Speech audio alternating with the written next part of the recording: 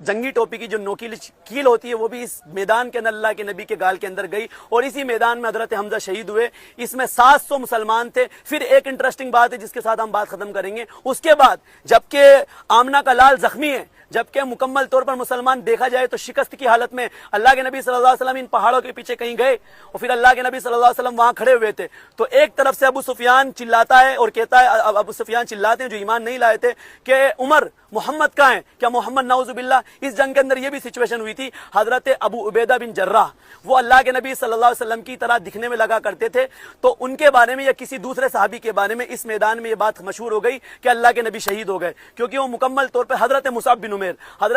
उमैर का नक्शा अल्लाह के नबी से मिला करता था। तो हजरत मुसअब बिन उमैर जब शहीद हुए तो कुफार ने यह बात उड़ा दी कि मोहम्मद शहीद हो गए, मोहम्मद को कत्ल कर दिया, नाउजुबिल्लाह, मोहम्मद को हमने मार दिया। फिर जब सहाबा थे उनके हाथों से तलवार छूट गई, तो जब हजरत अबू बकर ने वापस ऐलान किया नहीं मोहम्मद मौजूद है, तो फिर तब तमाम सहाबा फिर मैदान अमल में मौजूद में है। फिर उसके बाद इसी जंग के अंदर हजरत